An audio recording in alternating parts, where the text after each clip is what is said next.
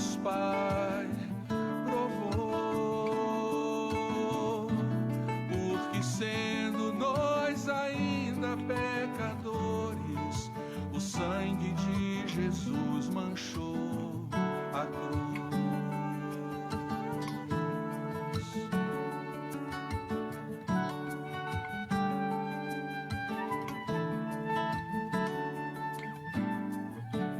Vem ouvir do amor que Deus Pai provou, porque sendo nós ainda pecadores, o sangue de Jesus manchou a cruz.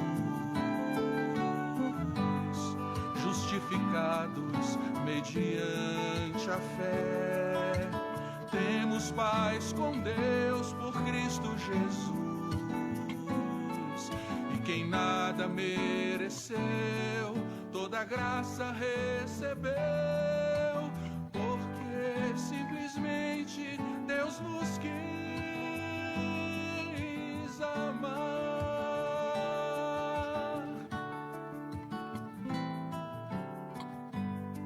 Justificados mediante a fé, temos paz com Deus por Cristo Jesus. E quem nada mereceu, toda graça recebeu, porque simplesmente Deus nos quis amar.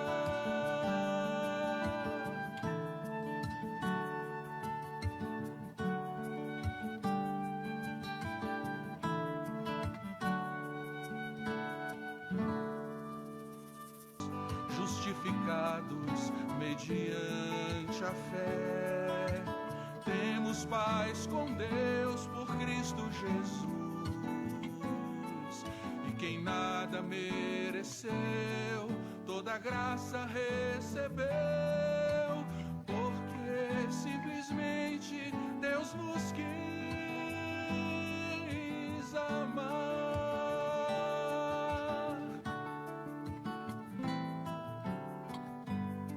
Justificados mediante a fé, temos paz com Deus por Cristo Jesus. E quem nada mereceu, toda graça recebeu, porque simplesmente Deus nos quis amar.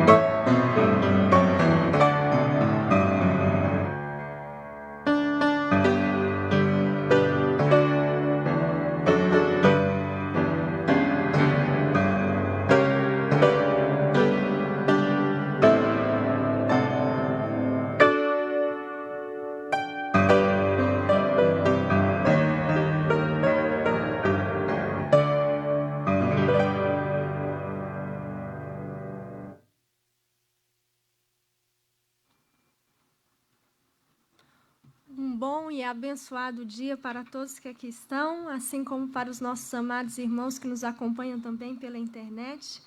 Nós louvamos a Deus por mais uma semana que se encerrou, assim como também por esta que se inicia, com o privilégio que nós temos de juntos adorarmos o nosso Deus, aquele que nos criou, aquele que nos salvou e que tem nos amado e realmente dispensado toda a sua graça e cuidado sobre as nossas vidas todos os dias. Amém, irmãos? Estaremos neste momento orando, realmente pedindo ao Espírito Santo de Deus que conduza os nossos corações neste culto para um louvor e uma adoração sincera que agrade o nosso Deus. Pai, nós te agradecemos, Senhor, por mais um dia de vida que o Senhor nos dá, com a oportunidade, ó Deus, de iniciarmos tanto este dia como esta semana, adorando o Senhor, louvando o teu nome, ó Pai, reconhecendo todas as coisas boas que o Senhor tem realizado nas nossas vidas, nos sustentando, ó Deus, com a tua forte mão, protegendo, ó Pai, as nossas vidas todos os dias. Como é bom, ó Pai, podermos estar na tua casa para louvarmos e agradecermos o Senhor. Que o teu Espírito Santo, ó Pai, esteja a nos conduzir nesta manhã, em que estaremos prestando culto ao Senhor, assim como, ó Deus, também lembrando, trazendo à memória e aos nossos corações o tão grande sacrifício que Jesus Cristo fez naquela cruz por nós, para que hoje pudéssemos estar, então, reunidos louvando o teu nome na tua casa, Senhor. Sê conosco nesta manhã e que tudo que façamos aqui possa ser conduzido pelo Senhor e que agrade o teu coração, Pai. Em nome de Jesus. Amém. Convido os irmãos para que de pé possamos juntos cantar o hino 80 do HCC, Bendito seja sempre o Cordeiro.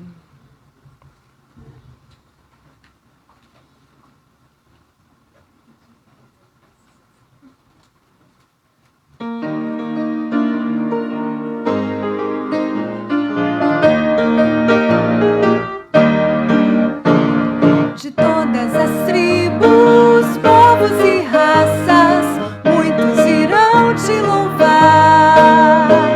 De tantas culturas, línguas e nações, no tempo e no espaço, virão te adorar.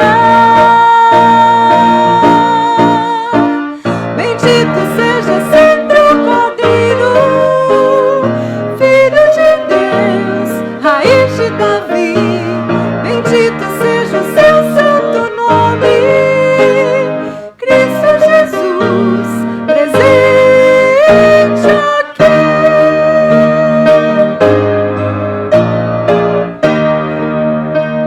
Remidos, comprados, o mundo inteiro, muitos irão te louvar. Teus filhos eleitos, povo especial, no tempo e no espaço, virão te adorar. Bendito seja sempre o Cordeiro, Filho de Deus, raiz de Davi.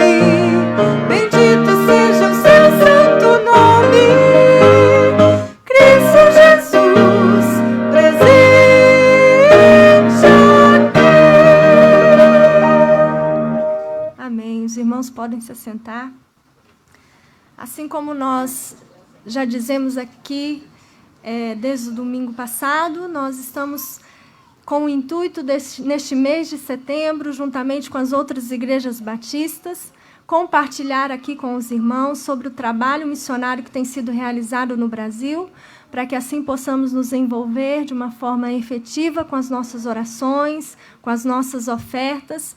E, portanto, nós estaremos recebendo alguns pastores e missionários aqui neste mês de setembro, assim como também conhecendo os trabalhos evangelísticos que têm acontecido no nosso país através de vídeos. E, nesta manhã, nós queremos compartilhar com os irmãos um vídeo sobre um testemunho muito especial que nós temos em nosso meio, de uma senhora que se chama Silvia, e que hoje tem realmente vivenciado maravilhas na presença do Senhor, assim como Deus tem também a usado para abençoar outras vidas. Então, hoje nós estaremos com este vídeo. Peço a atenção dos irmãos neste momento. Eu fui uma criança comum, acho que até os 9 anos. Brincava de bicicleta, ganhava presente, minha mãe trabalhava muito, me colocou em escolas boas. Eu tenho saudade desse tempo, tenho saudade. Gostava muito dessa época em que a gente era feliz.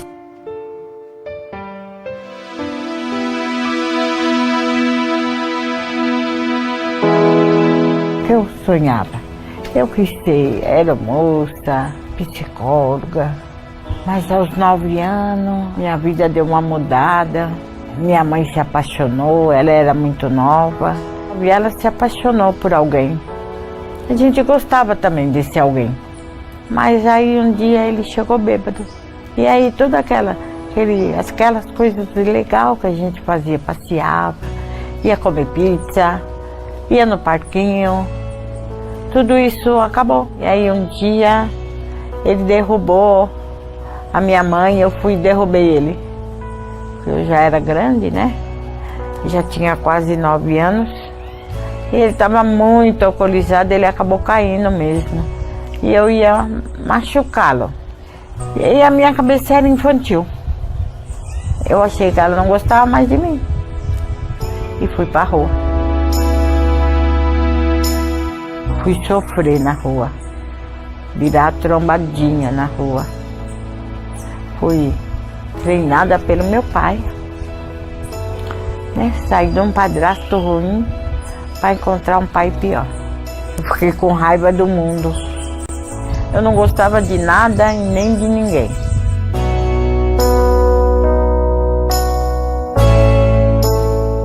Eu fui pega quase fazendo 18 anos e fiquei até fazer os 18 numa delegacia onde ninguém sabia que eu estava lá.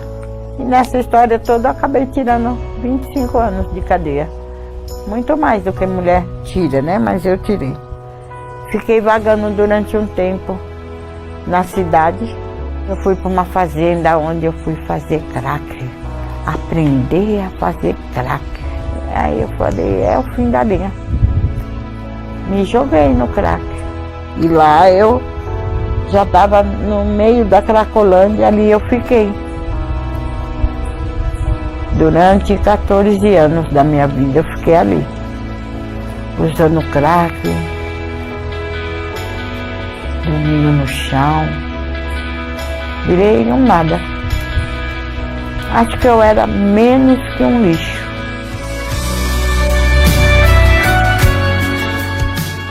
Percebi ela de longe, mas as pessoas tinham medo dela, né? Não queriam chegar perto. Mas eu não tive medo, fui, conversei como eu conversaria com qualquer outra pessoa, né? E eu percebi que ela precisava de ajuda. Ela chegou na Cracolândia e eu nem vi. E ela me deu um abraço e falou para mim que Jesus me amava. Depois que a Fernanda me deu um abraço, ela começou a me rodear mais vezes. As pessoas passam e não percebem, né? Passam e não entendem que ali tem uma pessoa, tem um pai de família, tem uma mãe, tem um filho, tem uma avó que precisa de ajuda. E as pessoas acham que é só mais um. Quando eu estava chegando na saída, ela me abraçou e falou, te peguei. Agora eu te peguei, agora você não vai escapar mais de mim. E aí eu perguntei para ela, da Casa Rosa. E ela falou que se eu quisesse, ela me levava. Deus, ele nos deu uma missão, né, de ir e pregar o Evangelho. E essas pessoas estão perdidas e precisam ser alcançadas. E nós não podemos, de forma alguma, deixar o tempo passar, deixar as oportunidades passarem, porque Jesus ele está voltando e existem muitas pessoas que ainda não conhecem Ele. Estou entregando meu coração cada vez mais, para que um dia eu consiga chegar na Cracolândia e dizer para alguém lá que se ele deixar, Deus vai mudar a vida dele, como mudou a minha, como está mudando a minha.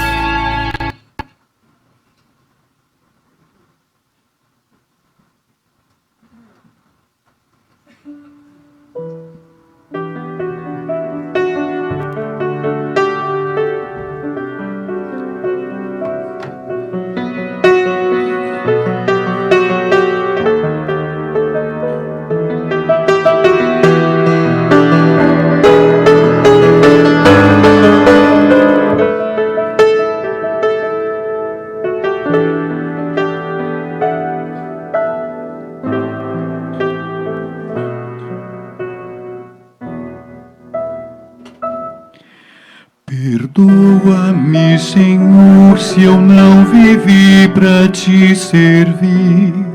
Se meu agir o teu amor também não refleti.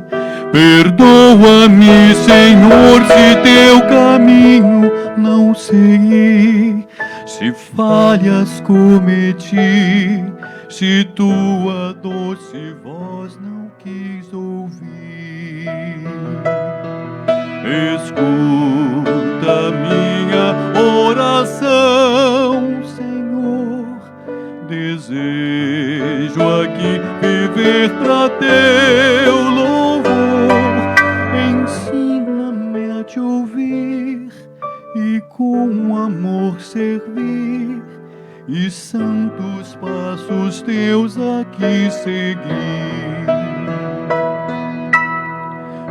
Perdoa-me, Senhor, se eu de ti me afastei, se em meu caminho escuro tua luz não procurei. Perdoa-me, Senhor, se na missão não te busquei, se eu não te sondei, se em teu querer pra mim não procurei. Escuta minha oração, Senhor. Desejo aqui viver pra teu louvor. Ensina-me a te ouvir e com amor servir, e santos passos teus aqui seguir.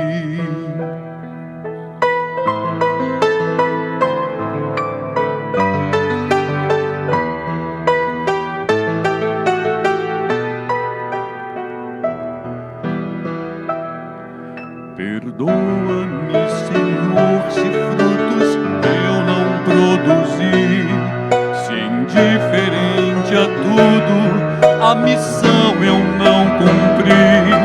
Perdoa-me, Senhor, se os campos brancos eu não vi, se só pra mim vivi, se meus talentos não desenvolvi. Escuta minha oração, Senhor. Desejo aqui viver pra teu louvor. Ensina-me a voltar e junto a ti estar, e em tua graça sempre confiar, e em tua graça sempre confiar, e em tua graça sempre confiar.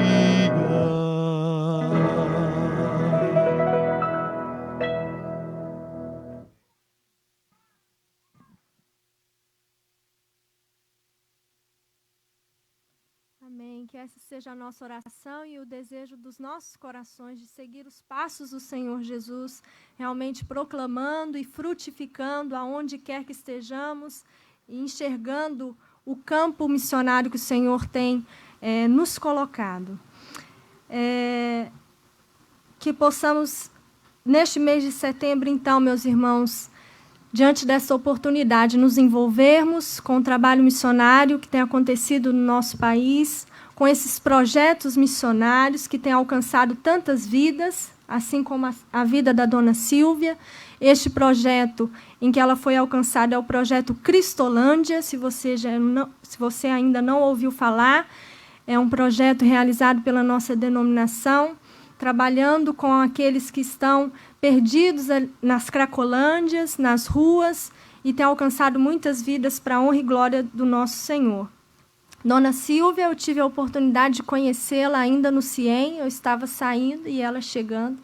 Uma pessoa muito alegre, verdadeiramente feliz, onde a gente vê uma vida realmente transformada pelo poder de Deus. E, neste momento, eu quero pedir aos irmãos para que estejam orando pela vida da dona Silvia. Ela não tem estado bem de saúde, ela está internada, passou, infelizmente, por um AVC e está, então, na UTI. Que estejamos orando por ela, para que Deus restaure a sua saúde e que, assim, ela continue prosseguindo, né, estudando, terminando os seus estudos ali no CIEM e abençoando outras vidas através do seu testemunho e daquilo que Deus realmente tem colocado em seu coração. Neste mês de setembro, meus irmãos, como disse, nós estaremos, então, refletindo e compartilhando sobre esses trabalhos missionários no Brasil. E a proposta, o desafio é de que cada membro desta igreja realmente esteja estabelecendo, juntamente com o Senhor, um alvo de oferta para ser entregue aqui na igreja até o 2º domingo de outubro, e investindo, assim, nas vidas desses missionários e desses projetos que têm ocorrido no nosso país. Gostaria de convidar aqui a irmã Dília para que, neste momento, estejamos, então, orando pela vida da dona Silvia e por todos os missionários e trabalhos que têm acontecido no nosso país.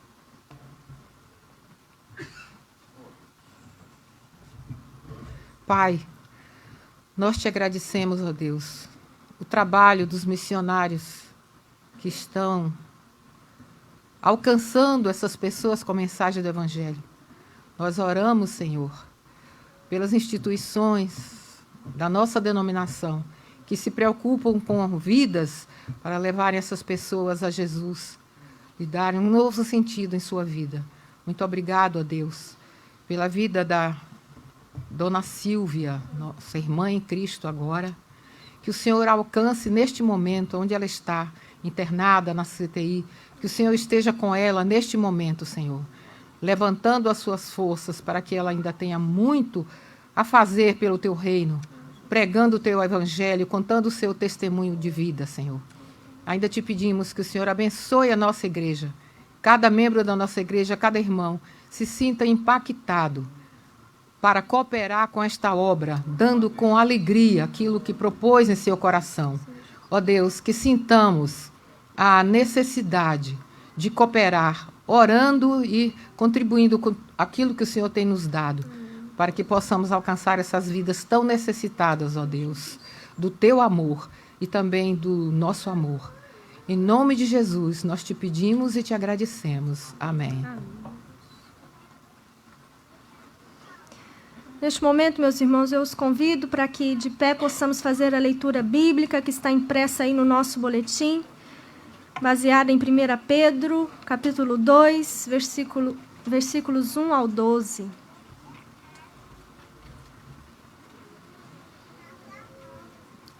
Despojando-vos, portanto, de toda maldade e dolo, de hipocrisias e invejas e de toda sorte de maledicências, desejai ardentemente, como crianças recém-nascidas, o genuíno leite espiritual, para que por ele vos seja dado crescimento para a salvação. Se é que já tens a experiência de que o Senhor é bondoso, chegando-vos para ele, a pedra que vive, rejeitada sim pelos homens, mas para com Deus eleita e preciosa.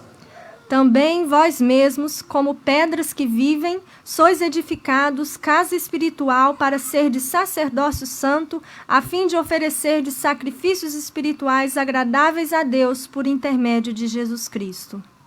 Pois isso está na Escritura: eis que põe em Sião uma pedra angular, eleita e preciosa, e quem nela crer não será de modo algum envergonhado. Para vós outros, portanto, os que credes, é a preciosidade, mas para os descrentes, a pedra que os construtores rejeitaram, essa veio a ser a principal pedra angular.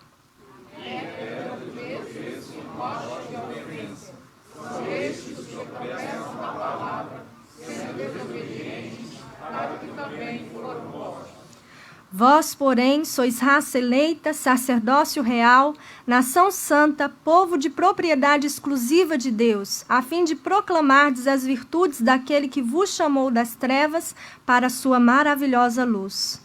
Vós sim, que antes não erais povo, mas agora sois povo de Deus, que não tinhas alcançado misericórdia, Amados, exorto-vos, como peregrinos e forasteiros que sois, a vos absterdes das paixões carnais que fazem guerra contra a alma.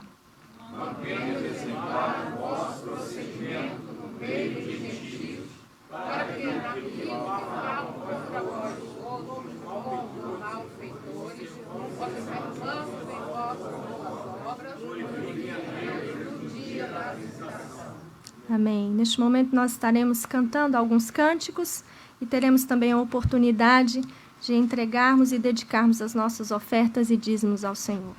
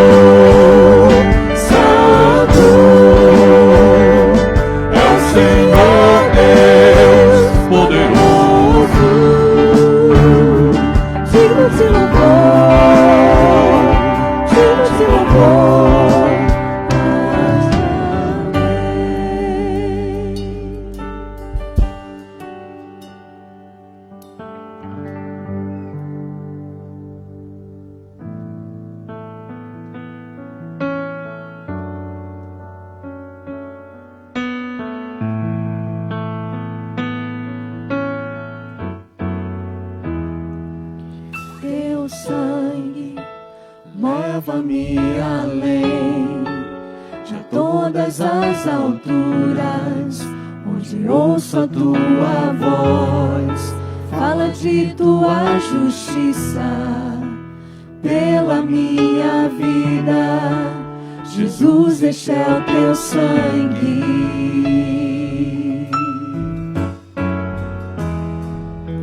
Tua luz mostra tua graça, fala do o amor do Pai, que prepara para nós o caminho para Ele, onde posso me achegar somente pelo sangue.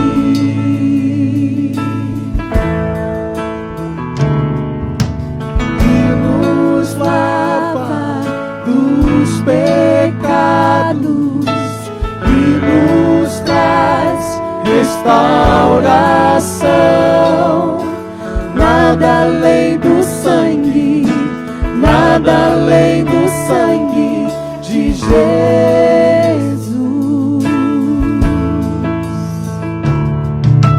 que nos faz brancos como a neve, aceitos como amigos de Deus. Nada além do sangue, nada além do sangue de Jesus.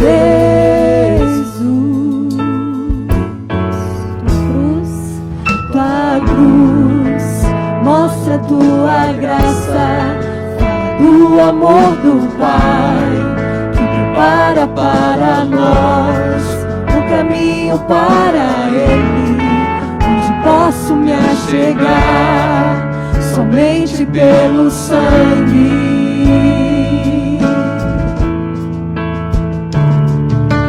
Que nos lava dos pecados, que nos traz restauração. Nada além do sangue, nada além do sangue de Jesus,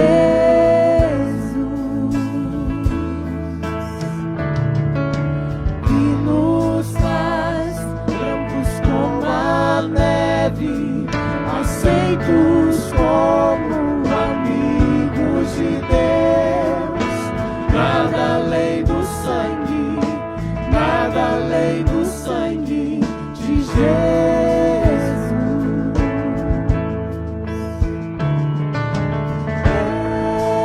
Eu sou livre, eu sou livre.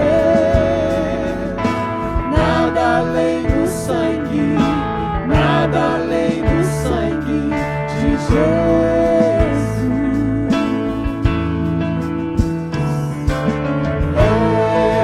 Eu sou livre, eu sou livre. Nada além do sangue, nada além do sangue de Jesus.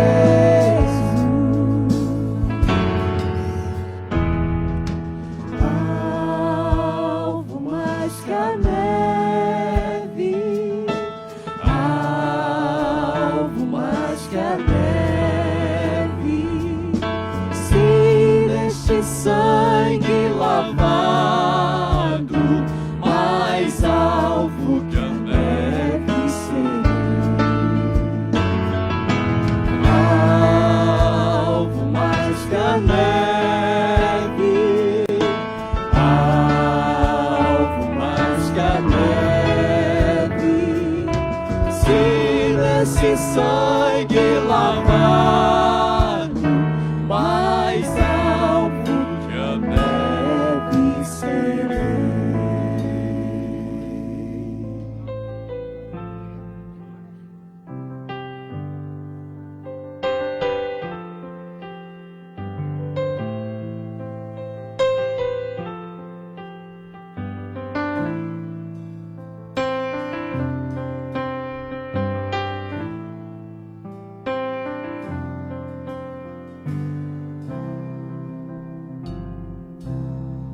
Perante o trono de Deus dos céus, tenho perfeita intercessão, um sacerdote em amor, que advoga em meu favor. Meu nome marca as suas mãos, escrito está em seu coração, e como é certo seu favor, seguro nele eu estarei, seguro nele eu estarei. Quando me lembra o tentador de minha culpa e meu pecado, elevo os olhos ao Senhor e pôs um fim ao meu pesar. Sendo inocente, ele morreu, tomando assim a minha vez. De Deus a ira satisfez, olhando a cruz me perdoou, olhando a cruz me perdoou. Odeio amado, eterno Deus, perfeito e justo, reviveu em graça, glória e louvor. O imutável e grande eu sou, preço de sangue ele pagou, para elevar tal pecador ao santo trono do alto céu, a Cristo Deus e Redentor, a Cristo Deus e Redentor. Aleluia, aleluia, adoremos a Jesus, Filho de Deus. Aleluia, aleluia, adoremos a Jesus, Filho de Deus.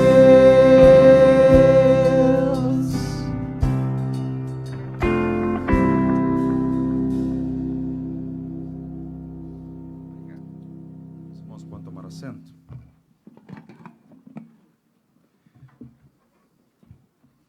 Mais uma vez, nós queremos dar uma saudação e um abraço fraterno a todos aqueles que nos visitam, os que nos acompanham pela internet. Que Deus nos abençoe nesse tempo que estamos juntos, celebrando culto ao Senhor, numa manhã especial em que traremos a memória, a morte e a ressurreição de Jesus Cristo, na ocasião que celebraremos a ceia. Então, para nós é sempre um grande privilégio, um sinal da graça de Deus. Quero agradecer especialmente a presença do Pécio, que ainda há pouco fez um solo de uma música belíssima. Ele é membro da Igreja Batista Betel, em Mesquita, está conosco hoje. Estou vendo aqui o pastor Daniel Inácio. Deus te abençoe, prazer ter você aqui, sua companheira. Meus irmãos, antes de ler o texto, que será objeto da nossa reflexão, preciso dizer 3 coisas aos irmãos. Serei breve, mas são informações importantes. Primeiro, com a graça de Deus, nós estamos avançando no que tange as obras de restauração e revitalização da estrutura do nosso prédio. Essa semana passada, compramos todo o material para a reforma do berçário e do banheiro das crianças, né? E estamos alinhando para essa semana seguir em frente. A secretaria está em reforma, estamos avançando. Conseguimos apenas 60% do valor do orçamento, mas estamos dando os nossos passos, crendo que o Senhor há de suprir como tem feito até aqui. Então, peço aos irmãos que orem por isso, nos ajudem, participem, tenham a alegria de se envolver nessa obra. A igreja está crescendo, as pessoas estão se achegando, e pensando nisso, nós vamos promover no dia 12 de outubro, é um sábado, um feriado, portanto não vai prejudicar alguns que planejam fazer viagens mais longas, nos chamados feriadões. Então, dia 12 de outubro, nós vamos fazer um passeio numa propriedade, num sítio muito agradável, em Guapimirim. Então, nós queremos envolver toda a igreja, não é? Mesmo aqueles que ainda não são membros, estão se aproximando, se achegando, são congregados. Então, vai ser um dia muito agradável, nós vamos sair daqui. Quem quiser ir de carro, a gente vai dar o roteiro para ir de carro sem problema algum, mas a igreja vai disponibilizar um ônibus. As informações estão aí no boletim. Na semana seguinte, próximo domingo, nós vamos informar mais, passando vídeos e fotos e tal. Mas eu queria sugerir a você que bloqueasse essa data. Então, a igreja está crescendo e, por vezes, você olha o pessoal ao lado, não sabe se ele é membro, não sabe o nome dessa pessoa. E passar o dia juntos é muito oportuno. Então, nessa propriedade vai ser servido o almoço, depois o lanche da tarde. Nós vamos montar uma estrutura para as crianças, não ficarão ansiosas lá. Então, com bastante atrativos para elas também. Então, você pode ler um livro, é uma área arborizada, muito agradável, seguro, bem na entrada da cidade de Guapimirim. Então, eu encorajo os irmãos a participar. Se você tiver essa possibilidade, participe. Bruno, fica em pé, Bruno, por favor. Bruno está responsável por anotar os nomes todos. Por falta de recursos, ninguém vai ficar sem ir, né? Ninguém deixará de ir. Então, se você, por algum motivo, tem alguma dificuldade, a família maior, a gente vai dar um jeito. Mas nós queremos levar o maior número possível de membros da igreja para que tenhamos esse dia juntos lá em Guapimirim, Passeio da Família, Jardim Botânico. Uma terceira informação e última é a seguinte: nós vamos celebrar a ceia. Hoje pela manhã, nós não vamos oferecer o culto infantil para as crianças. Elas estarão aqui no espaço do culto público. E é sempre muito oportuno e pedagógico. Os próprios pais usem esse momento para catequizar, para instruir os filhos. Se você fizer uma leitura atenciosa do livro de Êxodo, quando foi instituída a Páscoa, há no livro de Êxodo a seguinte pergunta, bem didática: quando vossos filhos perguntarem, que é isto que é celebrado? Vocês dirão, seus filhos, é a Páscoa do Senhor, trazendo a memória que nós éramos escravos e fomos libertos. Então, quando as crianças perguntarem, que é isso? Quando o pai comer do pão e beber do cálice, ensiná-los que isso aqui é um símbolo da obra de Cristo. Papai, por que eu não posso participar? Porque a ceia, ela é precedida pelo batismo. A ceia é um rito de permanência. O batismo é um rito de iniciação. Portanto, é prudente, é coerente que se primeiro entre para depois permanecer. Então, primeiro a pessoa é batizada, está em comunhão com a igreja, e em seguida participa do rito de permanência, que é a ceia, que foi ordenada pelo próprio Cristo, batismo e ceia. Então, eu não me incomodo com o barulho das crianças. Eu costumo dizer que eu prefiro o barulho da maternidade do que o silêncio do cemitério. Não é verdade? Mas a gente já pode ir instruindo as crianças sobre a necessidade do silêncio e tal. Se alguma criança, por alguma necessidade, precisar sair, você pode levar ao pátio, não há problema. Então, vamos seguir nessa direção. O Senhor tem nos abençoado, estamos encorajados. Por favor, abram suas Bíblias em Atos, capítulo 16. Leremos os versos 6 a 34. Eu fiz um ajuste na agenda de pregação. Semana passada falei sobre a parábola do grão de mostarda, falando da expansão do reino dos céus. Na semana seguinte eu vou falar sobre a parábola do fermento, que fala dessa intensidade.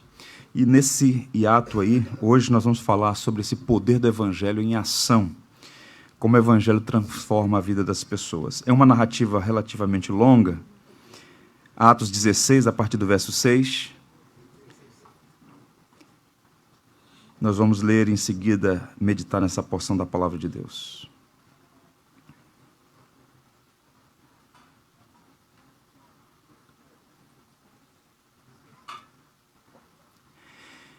Diz assim, então, a viva e eficaz palavra de Deus. Atos, capítulo 16, a partir do verso 6. E percorrendo a região frígio-gálata, tendo sido impedidos pelo Espírito Santo de pregar a palavra na Ásia, defrontando Mísia, tentavam ir para Bitínia, mas o Espírito de Jesus não o permitiu. E tendo contornado Mísia, desceram a Troade. À noite sobreveio a Paulo uma visão, na qual um varão macedônio estava em pé e lhe rogava, dizendo: passa a Macedônia e ajuda-nos. Assim que teve a visão, imediatamente procuramos partir para aquele destino, concluindo que Deus nos havia chamado para lhes anunciar o Evangelho. Tendo, pois, navegado de Troade, seguimos em direitura a Samotrácia, no dia seguinte a Neápolis, e dali a Filipos, cidade da Macedônia, primeira do distrito e colônia. Nessa cidade permanecemos alguns dias. No sábado saímos da cidade para junto do rio, onde nos pareceu haver um lugar de oração. E assentando-nos falamos às mulheres que para ali tinham concorrido. Certa mulher chamada Lídia, da cidade de Tiatira, vendedora de púrpura, temente a Deus, nos escutava. O Senhor lhe abriu o coração para entender as coisas que Paulo dizia. Depois de ser batizada, ela e toda a sua casa nos rogou, dizendo: se julgais que sou fiel ao Senhor, entrai em minha casa e aí ficai. E nos constrangiu a isso. Aconteceu que, indo nós para o lugar de oração, nos saiu ao encontro uma jovem possessa de espírito adivinhador, a qual, adivinhando, dava lucro aos seus senhores. Seguindo a Paulo e a nós, clamava, dizendo: estes homens são servos do Deus Altíssimo, e vos anunciam o caminho da salvação. Isso se repetia por muitos dias, Então Paulo, já indignado, voltando-se, disse ao espírito: em nome de Jesus Cristo eu te mando, retira-te dela. E ele, na mesma hora, saiu. Vendo seus senhores que lhes desfizera a esperança do lucro, agarrando em Paulo e Silas, os arrastaram para a praça, à presença das autoridades. Levando-os aos pretores, disseram: estes homens, sendo judeus, perturbam a nossa cidade, propagando costumes que não podemos receber, nem praticar, porque somos romanos. Levantou-se a multidão unida contra eles, e os pretores, rasgando-lhes as vestes, mandaram açoitá-los com varas. E depois de lhe darem muitos açoites, os lançaram no cárcere, ordenando ao carcereiro que os guardasse com toda a segurança. Este, recebendo tal ordem, levou-os para o cárcere interior e lhes prendeu os pés no tronco. Por volta da meia-noite, Paulo e Silas oravam e cantavam louvores a Deus, e os demais companheiros de prisão escutavam. De repente sobreveio tamanho terremoto, que sacudiu os alicerces da prisão, abriram-se todas as portas e soltaram-se as cadeias de todos. O carcereiro despertou do sono e, vendo abertas as portas do cárcere, puxando a espada, ia suicidar-se, supondo que os presos tivessem fugido. Mas Paulo bradou em alta voz: não te faças nenhum mal, que todos aqui estamos. Então o carcereiro, tendo pedido uma luz, entrou precipitadamente e trêmulo, prostrou-se diante de Paulo e Silas. Depois, trazendo-os para fora, disse: senhores, que devo fazer para ser salvo? Responderam-lhe: crê no Senhor Jesus e serás salvo, tu e a tua casa. E lhe pregaram a palavra de Deus e todos os de sua casa. Foi ele batizado naquela mesma hora, naquela mesma noite, cuidando deles, lavou-lhes os vergões dos açoites. A seguir foi ele batizado e todos os seus. Então, levando-os para a sua própria casa, lhe pôs à mesa, e com todos os seus manifestava grande alegria por terem crido em Deus. Quando amanheceu, os pretores enviaram oficiais de justiça com a seguinte ordem: põe aqueles homens em liberdade. Então o carcereiro comunicou a Paulo essas palavras. Os pretores ordenaram que fossem expostos em liberdade. Agora, pois, saí e ide em paz. Paulo, porém, lhe replicou: sem ter havido um processo formal contra nós, nos açoitaram publicamente, nos recolheram ao cárcere, sendo nós cidadãos romanos. Querem agora, às ocultas, lançar-nos fora? Não será assim, pelo contrário. Venha eles e pessoalmente nos ponham em liberdade. Os oficiais de justiça comunicaram isso aos pretores, e estes foram possuídos de temor quando souberam que se tratava de cidadãos romanos. Então foram ter com eles e lhes pediram desculpas, e relaxando-lhes a prisão, rogaram que se retirassem da cidade. Tendo se retirado do cárcere, dirigiram-se para a casa de Lídia, e vendo os irmãos, os confortaram. Então partiram. Que Deus nos abençoe. Que texto belíssimo. A última carta de Paulo, a segunda carta a Timóteo, mostra que mesmo na última hora, o apóstolo Paulo foi sustentado por uma convicção que nós cristãos não podemos perder de vista jamais. Preso, o apóstolo Paulo escreve a Timóteo, no capítulo 2, verso 9, dizendo o seguinte: eu estou preso por amor a Cristo, como se fosse um malfeitor, mas a palavra de Deus não está algemada. Essa é a convicção de Paulo. Deus é soberano e o evangelho é a manifestação do poder de Deus. E Lucas, que estava presente nesses eventos que nós acabamos de ler, ele é o autor desse documento preciosíssimo que nós chamamos de Atos, ou Atos dos Apóstolos. Ele apresenta uma narrativa bem interessante, muito didática, sobre esta expansão, sobre este crescimento do evangelho. E então a gente chega no capítulo 16. Observe, muitas outras coisas estão acontecendo nesse momento. Ele está selecionando os eventos com um propósito. Há um fio condutor aqui. E o capítulo 16 é uma espécie de dobradiça nesse movimento do Espírito Santo conquistando o império para o evangelho. E o capítulo 16 é interessante porque nós temos o relato de 3 conversões em contextos distintos, e que mostram que o evangelho é de fato o poder de Deus em ação, pessoas sendo transformadas. Se você ler cuidadosamente essa passagem, você vai encontrar aqui Deus abrindo o caminho, Deus abrindo o coração, Deus abrindo as portas da prisão. Percebam? É Deus operando em favor do homem, é Deus indo ao encontro do homem, é Deus, de fato, trazendo por sua graça soberana e irresistível. Observe qual é o contexto aqui. Paulo havia plantado igrejas em toda aquela região, essa é a segunda viagem missionária. E Paulo, então, planeja voltar por essas cidades, confortando os irmãos, encorajando, discipulando, estabelecendo líderes. E ele já havia feito, naquele primeiro momento, esse trabalho. E agora o seu projeto, e Paulo é um homem de grande envergadura, ele tinha uma visão de farol alto, ele enxergava longe. Ele pretendeu ir para o Oriente, região da Bitínia, do Ponto, subindo mais ao norte. Mas o texto diz que o Espírito de Jesus o impediu. No mesmo texto diz que o Espírito Santo não o permitiu. E Paulo agora está em Troade, que é uma cidade importante na costa do Egeu, um entreposto comercial muito grande. E dali, numa noite, ele tem uma visão.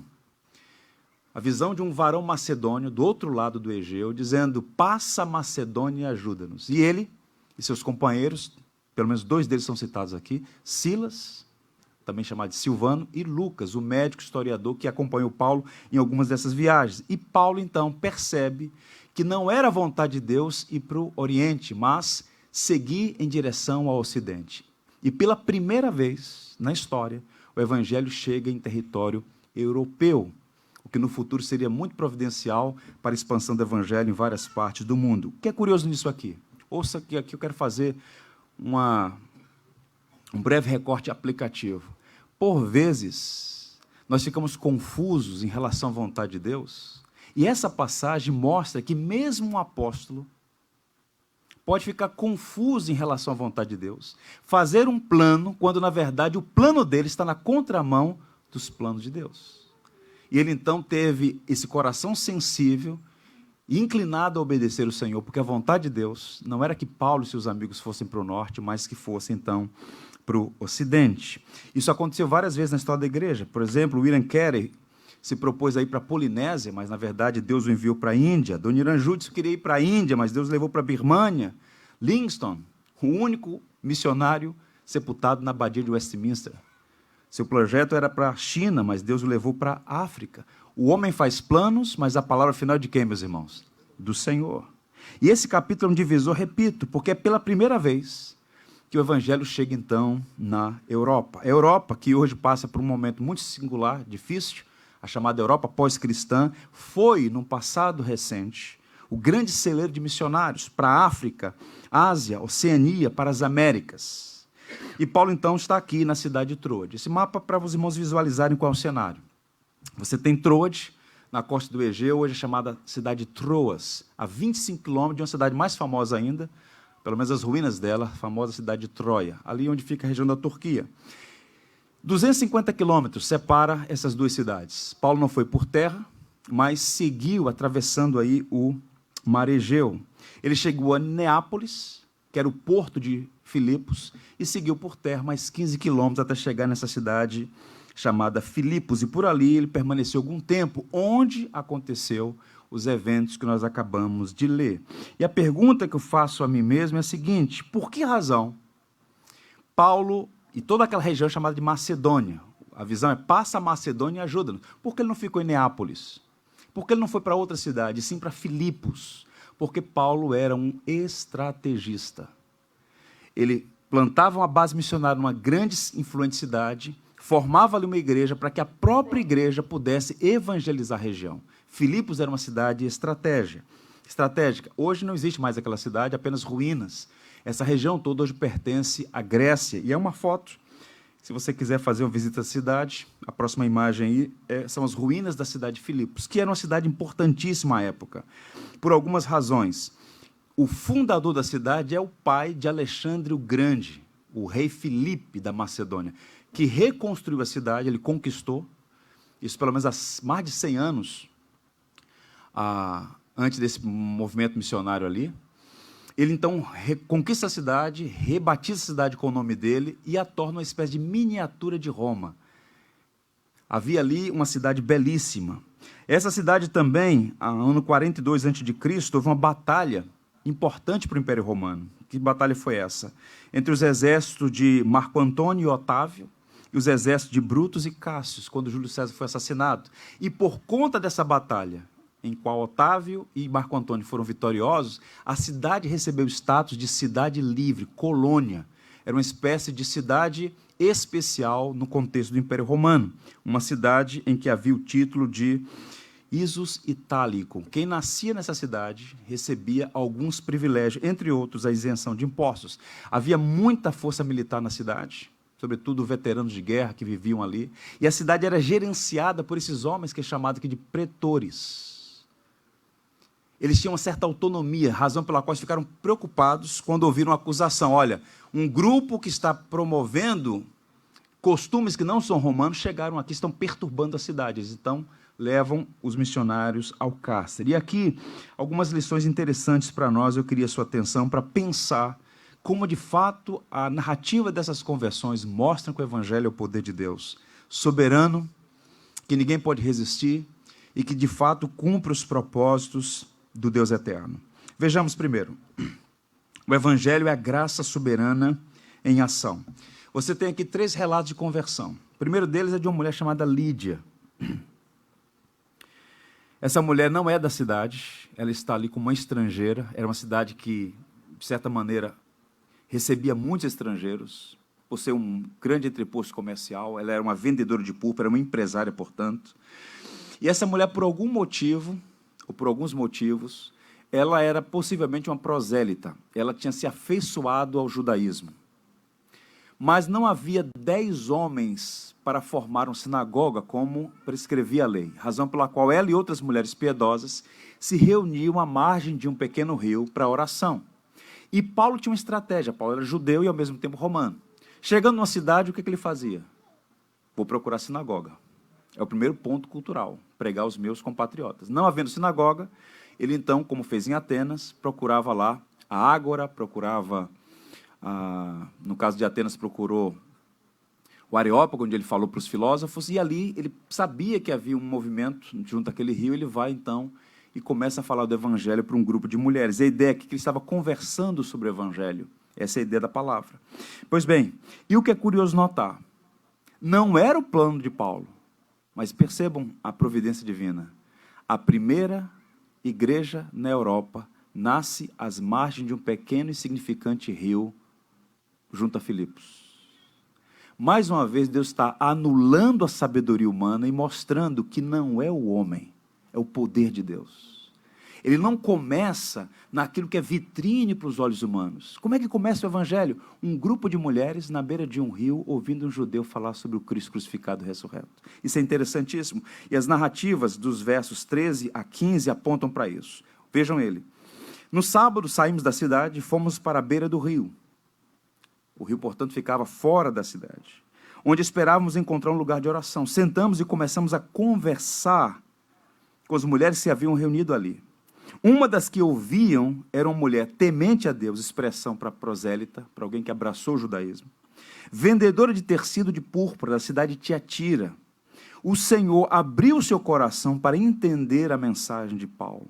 Depois de ser batizada, ela e toda a sua casa nos rogou, dizendo, se julgais que sou fiel ao Senhor, entrai na minha casa, e aí ficai. E nos constrangeu a isso. Esses versos, irmãos, apontam para nós essa soberania da graça em ação. E aqui algumas aplicações. Repito, a história do Evangelho na Europa começa com a conversão de uma mulher estrangeira que faz da sua casa a primeira igreja na Europa. Paulo compartilha o Evangelho, o texto vai dizer que o Senhor lhe abriu o coração para entender a mensagem. Ela, então, abraça o Evangelho, ela é batizada. Observe, a profissão de fé deve ser seguida pelo batismo. O batismo não é invenção da igreja, o batismo não é uma opção dos cristãos.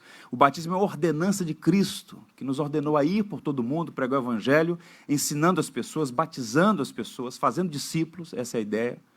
Então, aquela mulher se submete ao batismo juntamente com sua casa, e para o fato de ter uma casa ampla o suficiente para receber todo esse contingente de pessoas, era uma mulher próspera, uma mulher rica, e ela então faz da sua casa a primeira base missionária em solo europeu.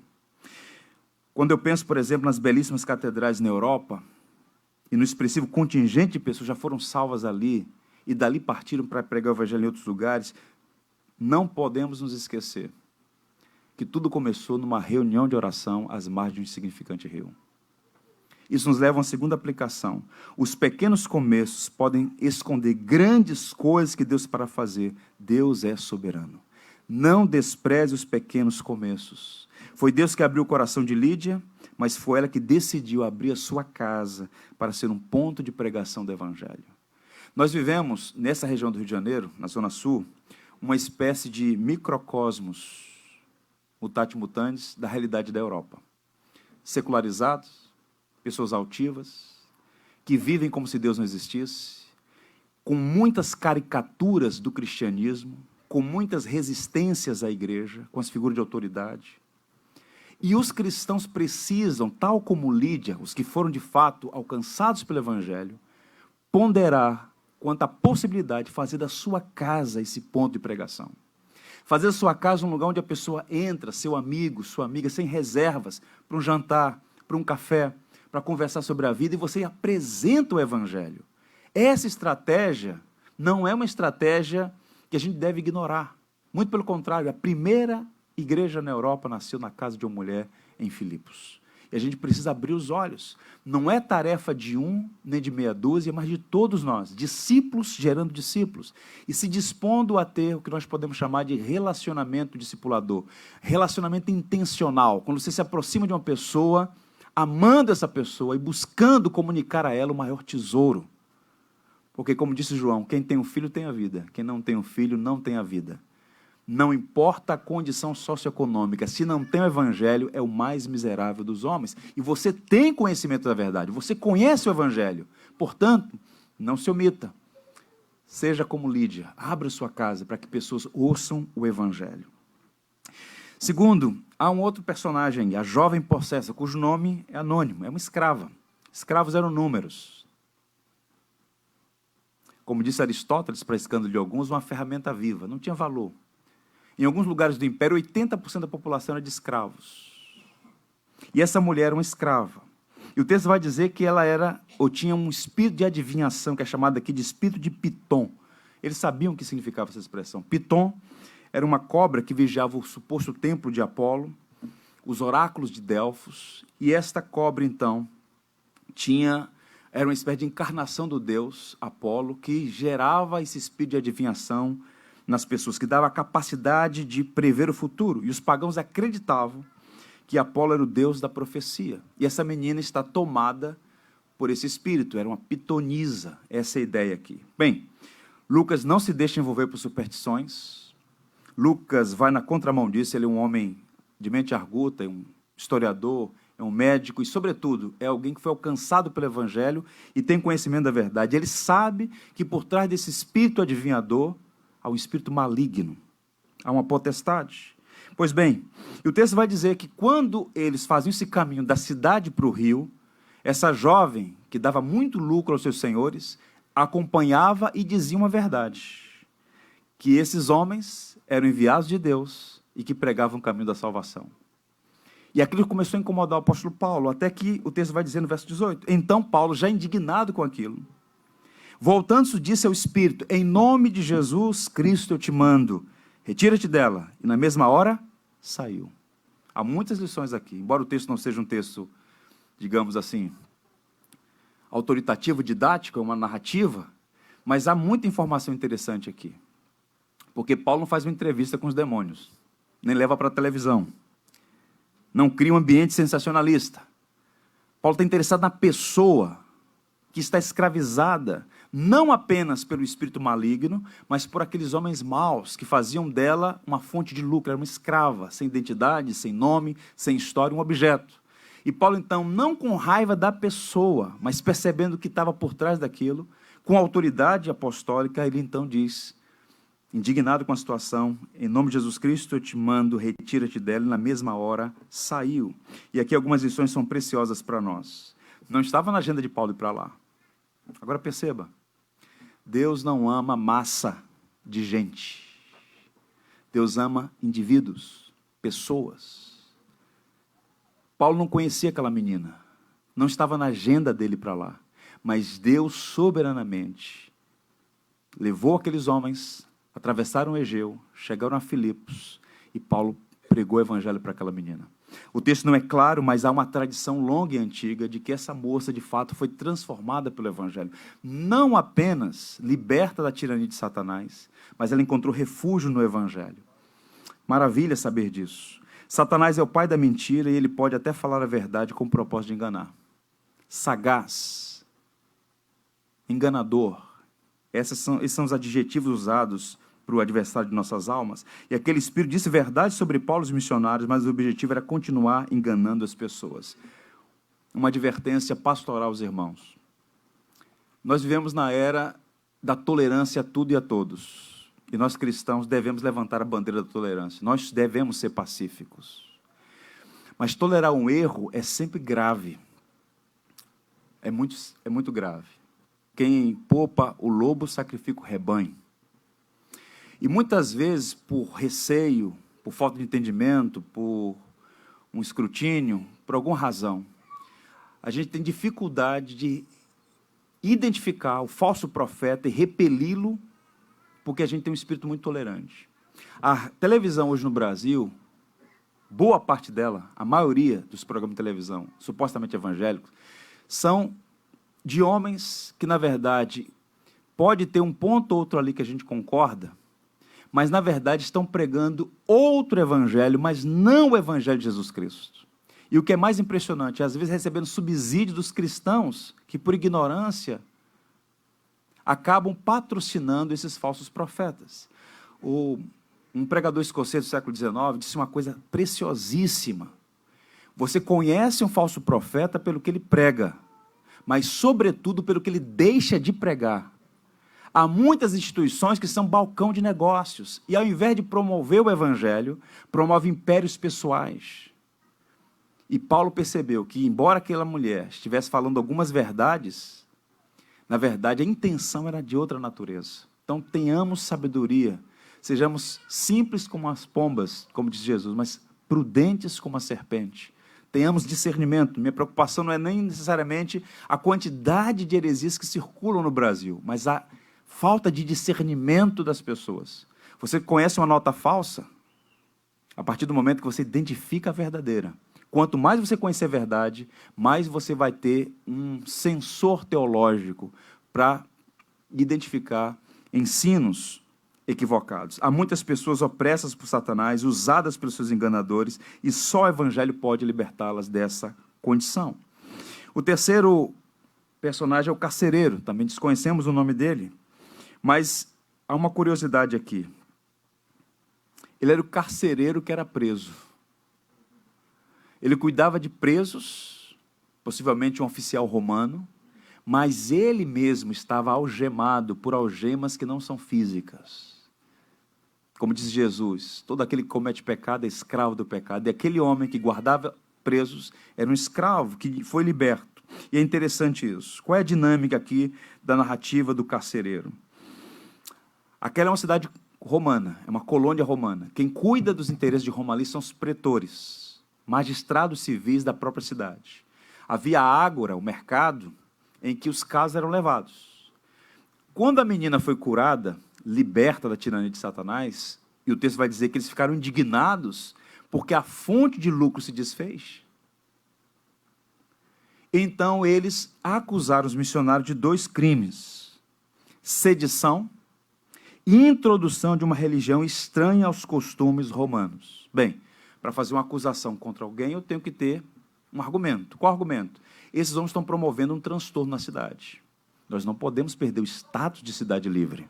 Se houver aqui um problema maior, haverá uma intervenção do império e nós poderemos perder, como outras cidades haviam perdido. E então eles levam esse argumento, mas na verdade a preocupação desluca, que é a indignação porque perderam a fonte de lucro. No caso, o espírito maligno foi expulso daquela jovem. E então o texto vai dizer o seguinte: nesses versos nós encontramos a falsa acusação. Homens, sendo judeus, perturbam a nossa cidade, sedição, propagando costumes que não podemos praticar porque somos romanos. 2 coisas interessantes aqui. A motivação é de natureza econômica, perverso nesse caso. E eles estão mostrando uma espécie de antissemitismo aqui. Judeus, como se ser judeu fosse um problema. São judeus. Esses homens sendo judeus. E nós não podemos absorver esses costumes porque somos romanos. Orgulho. Judeus, nós somos romanos. Percebam aqui que esse é um problema antigo. Orgulho no coração humano, capaz de vilezas indescritíveis.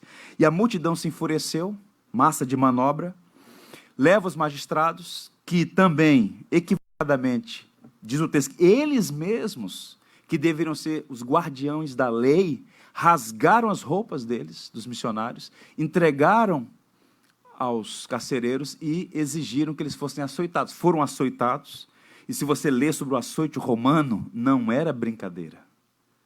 Chicote de couro, com chumbo nas pontas, pedaço de osso, era uma crueldade. Paulo diz que enfrentou isso algumas vezes.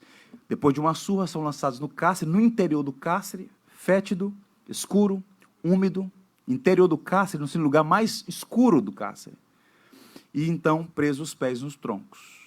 Bem, o que você faria? Eles estavam ali por quê?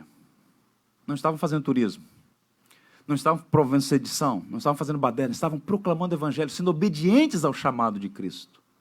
E a despeito de serem obedientes ao chamado, passaram por adversidades terríveis, estavam agora naquela situação. Talvez outra pessoa ficasse indignada, em crise de fé, fazendo a vontade de Deus, estou sofrendo essas coisas. Tem crente que tem esse raciocínio, abracei o evangelho, estou imune a problemas. Isso é um equívoco. Está ali mais uma evidência, está aqui mais uma forte evidência de que servir a Cristo não é receber imunidade a problemas. Estão passando por esse problema justamente por obedecer ao Senhor.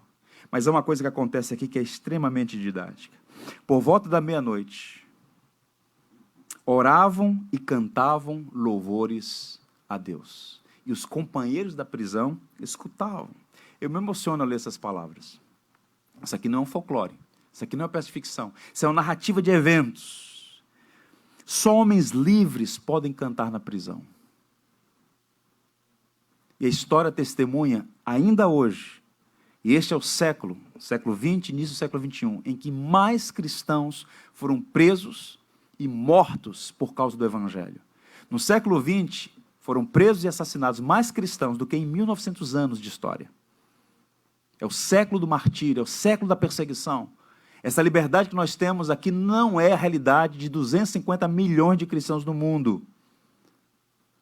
E a despeito de todas as dificuldades, essa gente continua cantando e louvando a Deus, sendo espoliados, bens confiscados, separados de seus entes queridos, torturados e levados até a morte por amor ao Evangelho. Só homens livres podem cantar na prisão. Qual foi a música que Paulo cantou na prisão? Podemos conjecturar? Será que ele tinha uma cópia do HCC? Eu posso imaginar. Eu fiquei pensando que música ele poderia ter cantado. Eu acho que ele cantou 168 do HCC. Ele e Silas cantando. Quanto nos ama Jesus, quanto nos ama Jesus. Por nós sofreu na cruz. Na cruz morreu. Cristo te ama, Silas. Cristo me ama. Quanto nos ama Jesus. Foi ao Calvário por mim. Quem pode amar tanto assim? O que ele fez, ao mal desfez. Cristo te ama. Cristo me ama. Quanto nos ama Jesus. E enquanto cantavam, o que aconteceu? Vejam o verso 26. De repente, sobreveio tamanho terremoto que sacudiu os alicerces da prisão, abriram-se todas as portas e soltaram as cadeias de todos. Deus entrou com providência enquanto o povo cantava. Por isso que as orações são sempre conectadas à ação de graças. Eu oro e canto e dou graças, mesmo não tendo visto ainda, em tese, a resposta das minhas orações. Estavam louvando e cantando ao Senhor, orando ao Senhor. E Deus fez uma intervenção. 3 milagres aqui. Milagre físico, um terremoto. As prisões antigas não eram como as nossas hoje. As prisões, via de regra, aproveitavam a topografia do próprio lugar. Às vezes uma cova, uma estrutura que desse para fazer pedras, fazer uma construção de pedras, que eram de pedras. Então, provavelmente, esse terremoto sacudiu os alicerces e destruiu, então, abriram-se as portas, como o texto vai dizer. Portanto, foi, de fato, uma intervenção naquele exato momento, só pode ter sido a providência divina. Um milagre moral, porque todos os presos permaneceram no lugar. Tanto é que o carcereiro fica preocupado, ele ameaça tirar a própria vida, porque a lei romana era severa. Se os presos fugirem, quem paga com a vida é o carcereiro. Então ele está temendo, e Paulo diz, olha, não se assuste, todos estamos aqui. Eu fico imaginando se os outros presos, não tem como fugir não, depois desse milagre aqui, vamos ficar aqui, eu acho que imagino que Paulo pregou para todos eles também. E o milagre espiritual, Deus mudou a vida dele. Que maravilha. E ele faz uma pergunta que você precisa fazer se ainda não teve encontro com Cristo. Senhores, que devo fazer para que seja salvo? Essa é a pergunta do carcereiro. Observe que não há manipulação, não há sensacionalismo. Pregador pregando, mandando tocar, fazer fundo musical, sensibilizando. Essas coisas são artifícios humanos. É Deus quem opera no coração dos homens. E sob o impacto do que ele viu, e o testemunho, porque Paulo e Silas cantavam e oravam de madrugada, tudo aquilo tocou no coração daquele homem. O que eu preciso fazer para ser salvo? Então Paulo dá uma resposta curta, objetiva, verdadeira. Responderam-lhe: crê no Senhor Jesus e será salvo tu e a tua casa.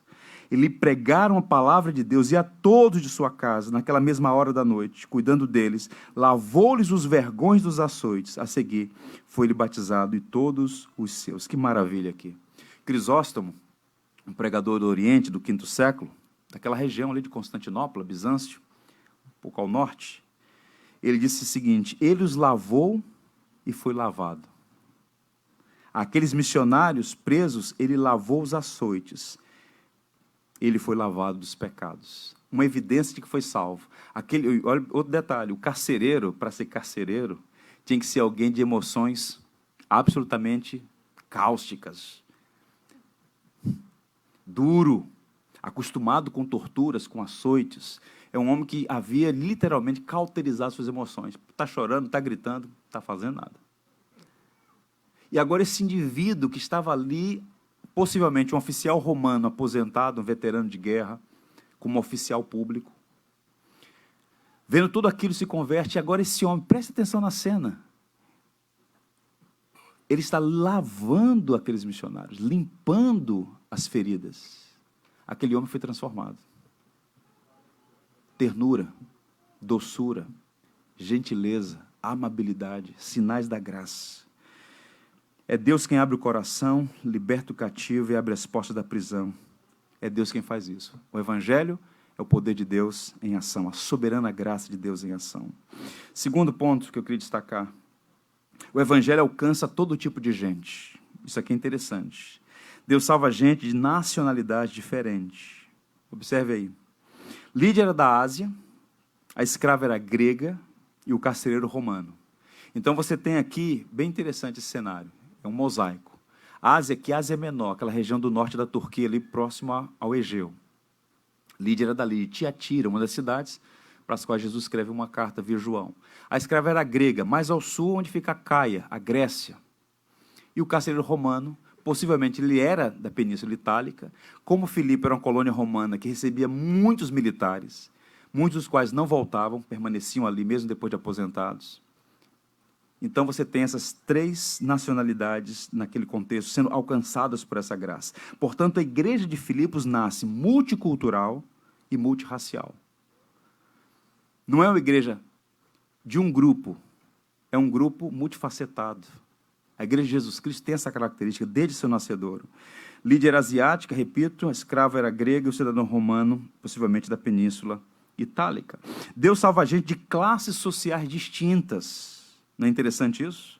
Lídia era uma empresária muito bem-sucedida, vendedora de púrpura, da indústria têxtil, digamos assim. Tinha uma casa ampla o suficiente para receber um grande número de pessoas. A jovem possessa era uma escrava, portanto, sem bens. Ela não tinha nem a própria vida, era alguém muito pobre. E o carcereiro romano, digamos, era um oficial romano que tinha uma condição razoável, digamos uma classe média. Ele tinha uma condição boa. Pois bem, três pessoas distintas, três condições socioeconômicas distintas, mostrando que o Evangelho alcança pessoas de nacionalidades diferentes e de classes sociais diferentes. Deus não faz acepção de pessoas. Esse versículo muitas vezes é mal interpretado e eu queria lê-lo e em seguida fazer algumas considerações. Olha o que Pedro disse, falando sobre Cornélio, o primeiro gentil a ser convertido. Então falou Pedro dizendo: reconheço por verdade que Deus não faz acepção de pessoas. A pergunta é, o que significa não fazer acepção de pessoas? Essa é uma palavra que aparece muito na carta, por exemplo, de Tiago. E significa o seguinte, que Deus não trata com as pessoas baseado em critérios externos, como aparência, raça, nacionalidade, classe social. Não fazer acepção é não ter um relacionamento baseado na aparência, em coisas externas. Essas diferenças existem. Branco é branco, negro é negro. Pobre é pobre, rico é rico. As diferenças existem. Mas Deus não trata o indivíduo com base na sua condição.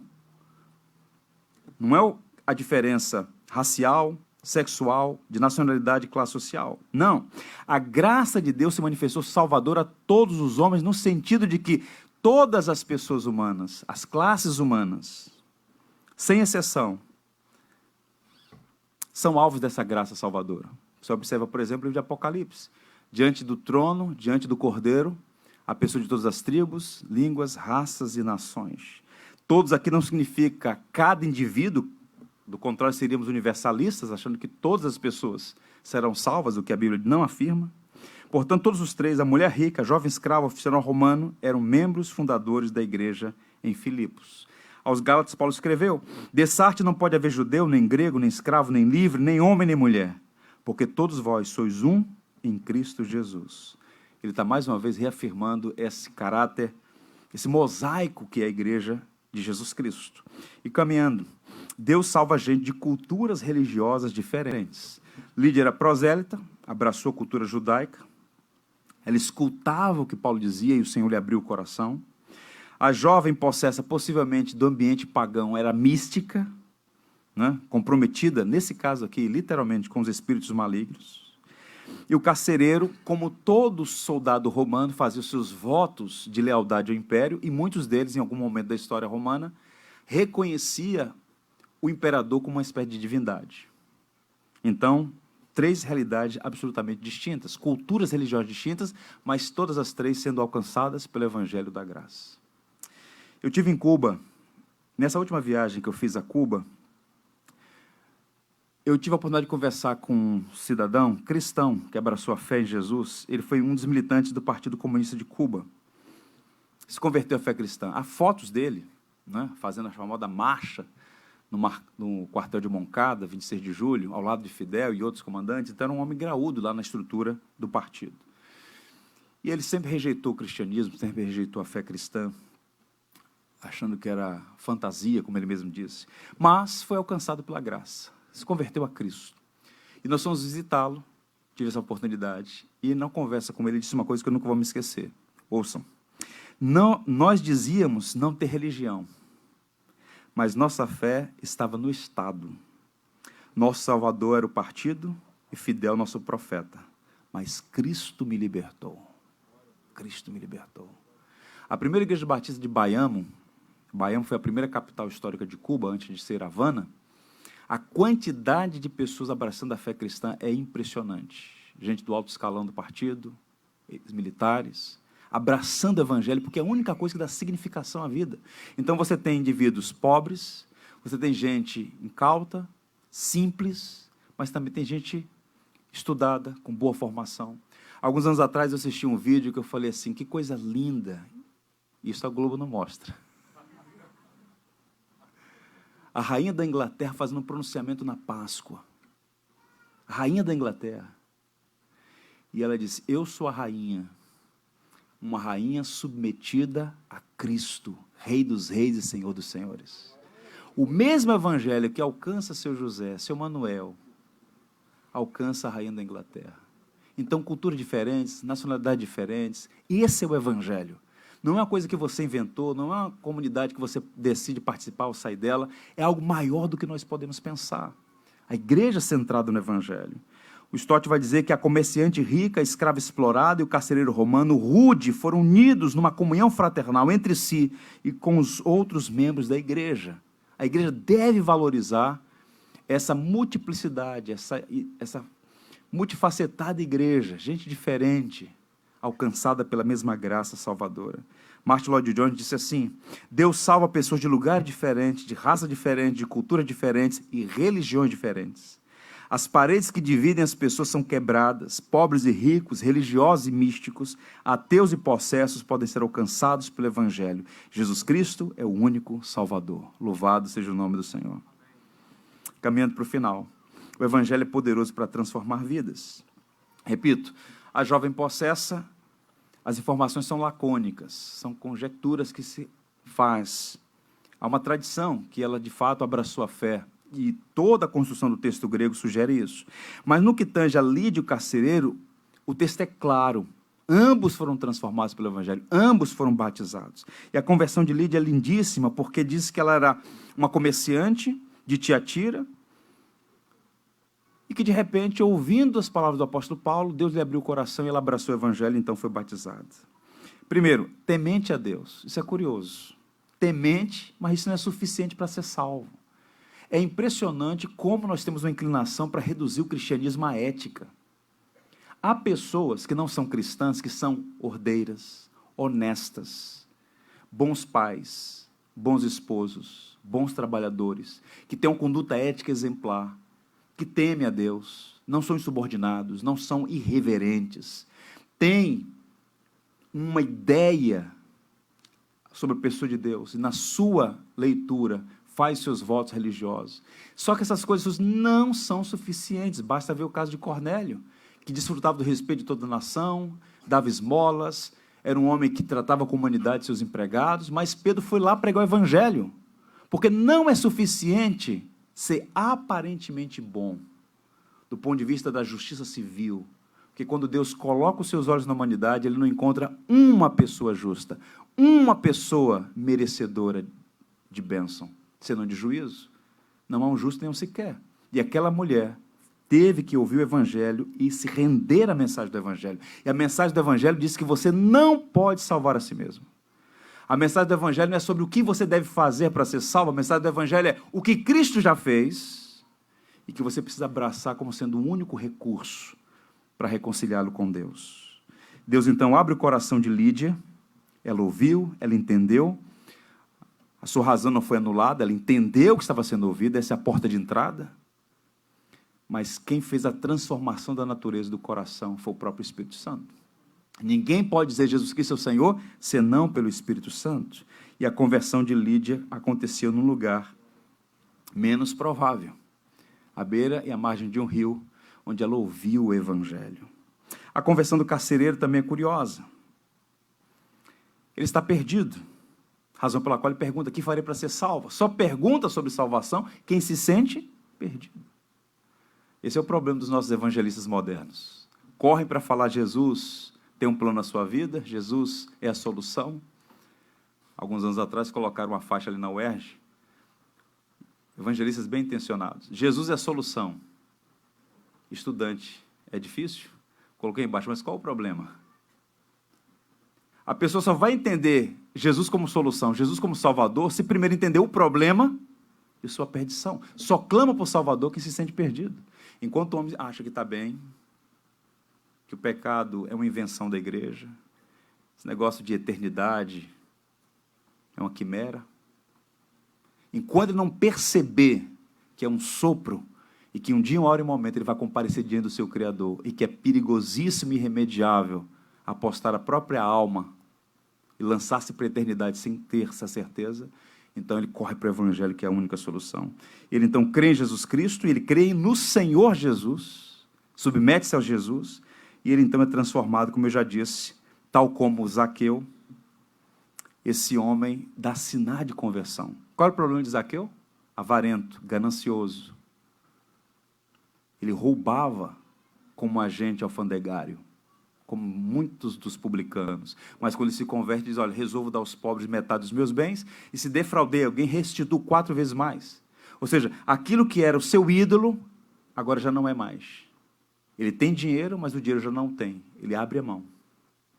No caso do carcereiro, esse homem rude, cruel, para ser carcereiro era necessário ter esse perfil. Ele agora está cuidando das feridas dos missionários, mostrando que o Evangelho de fato tratou a sua vida. Eu encerro dizendo o seguinte, meus irmãos: Jesus salvou e continua salvando pessoas. O Evangelho é o poder de Deus. Eu quero encorajar você aqui, por algum motivo veio a essa igreja hoje pela manhã. Se você ainda não tem convicção, certeza de que sua vida foi transformada pelo Evangelho, apegue-se a Cristo. O Cristo que foi morto por nossos pecados, mas está vivo.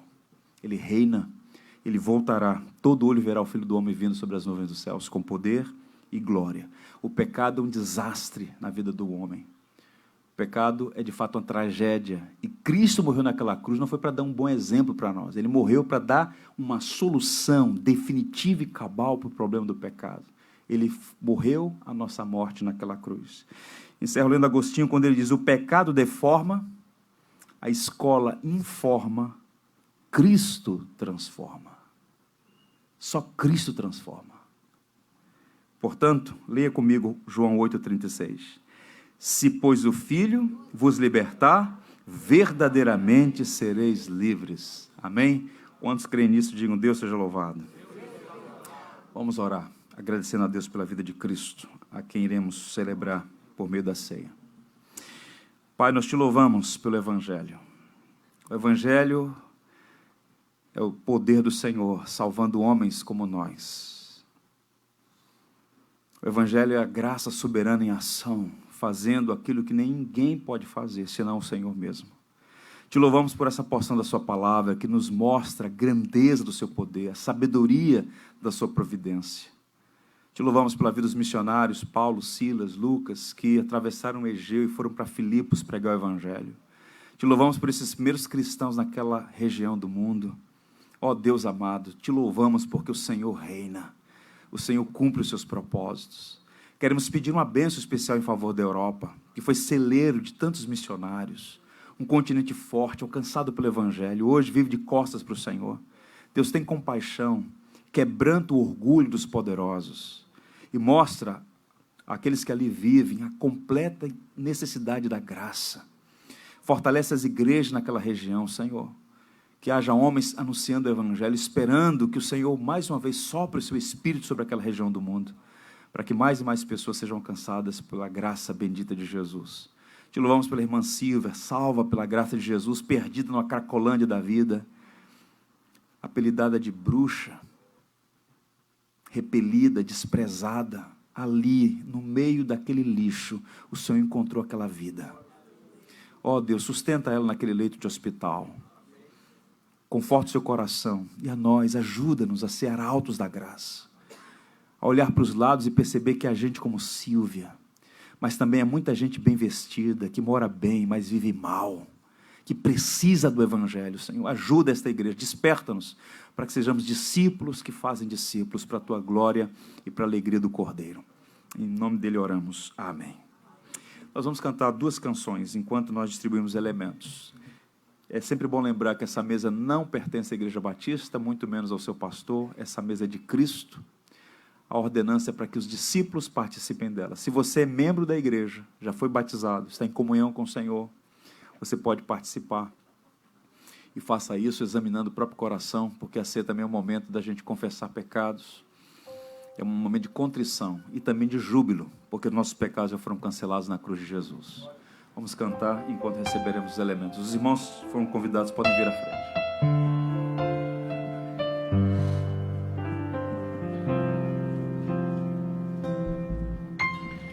Cristo levou sobre si as nossas dores. Ele levou sobre si as nossas transgressões. O castigo que nos traz a paz estava sobre ele, e por suas chagas fomos sarados. Ele tomou sobre si as nossas maldições. Ele sofreu para que tivéssemos perdão. O seu sangue derramou para nos resgatar das trevas e nos lavar de toda iniquidade. Jesus, pão da vida,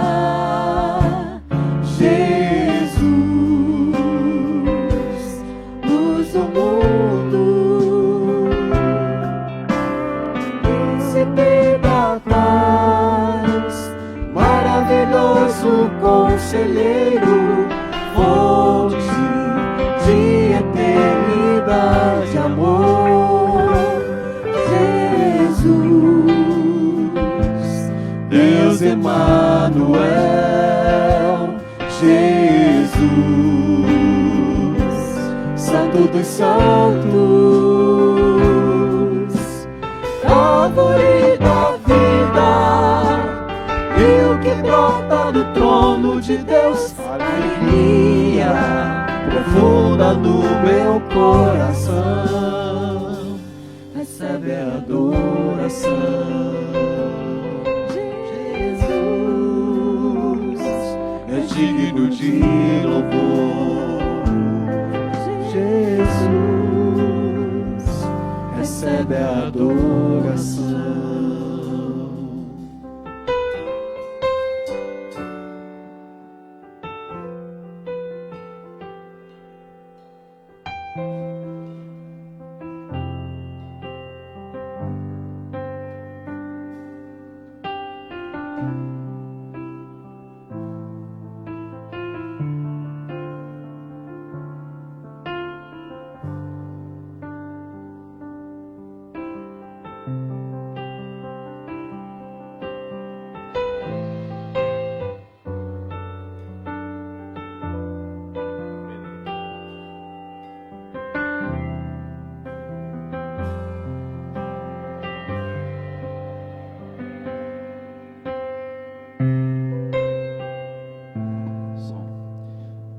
Alguém que não tem recebido o pão?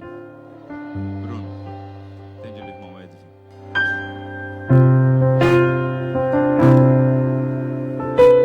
Alguém mais? Lá atrás tem mais pessoas.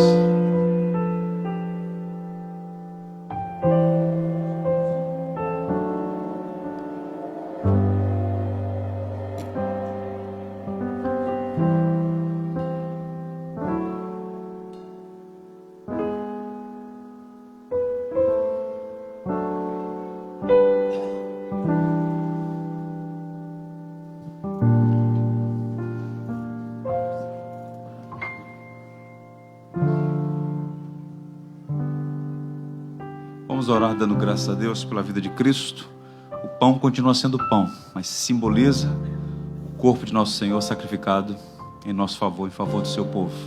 Vamos orar. O irmão Felipe vai agradecer a Deus pela vida de Jesus. Te damos graças, Senhor, por teu filho morto, rasgado, pendurado naquela humilhante cruz. Te damos graças, Senhor, por seu corpo ali, transpassado, derramado por nós. Estamos aqui hoje, ó Deus, por meio dele, e só por meio dele, Senhor. Tua igreja está de pé aqui, por ele, e só por meio dele, Senhor. Nós te damos graças, ó Pai, por participar desse momento, em nome do teu Filho. Te damos graças, ó Deus, por Jesus e por seu sacrifício, Pai. Que nós possamos lembrar sempre, diariamente, ó Pai, do seu sacrifício por nós naquela cruz. Nós te damos graças por ele mais uma vez, em nome dele. Amém. A Bíblia diz que o Senhor Jesus Cristo, na noite foi traído, tomou o pão, tendo dado graça, partiu e disse: este é o meu corpo que é dado por vós. Fazei isto em memória de mim. Comamos em memória de Cristo, Salvador nosso.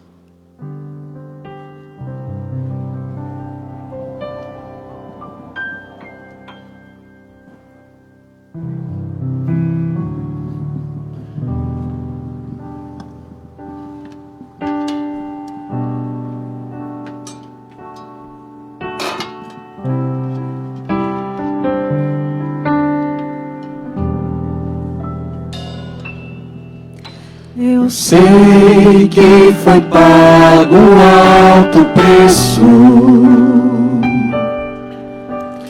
para que contigo eu fosse o meu irmão. Quando Jesus derramou sua vida, ele pensava em ti. Ele pensava em mim, pensava em nós.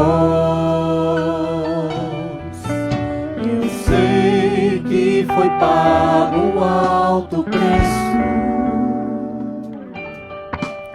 para que contigo eu fosse meu irmão. Quando Jesus derramou sua vida, Ele pensava em ti, Ele pensava em mim, pensava em nós, e nos via redimidos por seu sangue, lutando o bom combate do Senhor, lado a lado trabalhando, sua igreja edificando e rompendo as barreiras pelo amor.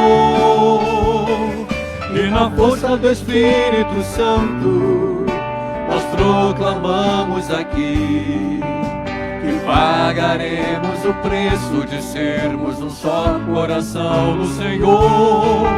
E por mais que as trevas militem e nos tentem separar, com os nossos olhos em Cristo, unidos iremos andar. E na força do Espírito Santo nós proclamamos aqui que pagaremos o preço de sermos um só coração no Senhor. E por mais que as trevas militem e nos tentem separar, com os nossos olhos em Cristo, unidos iremos andar. Unidos iremos andar. Unidos iremos andar.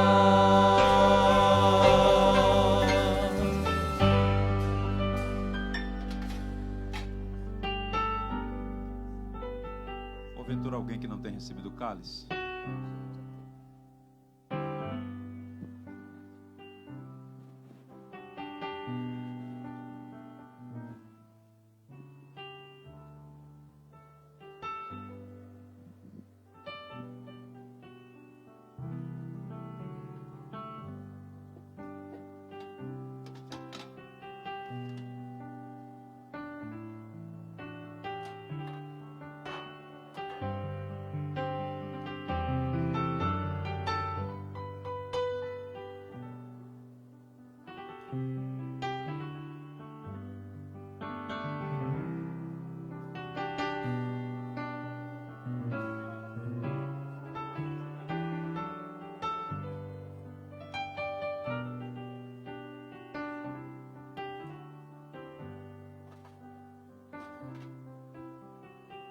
Vamos todos ficar em pé.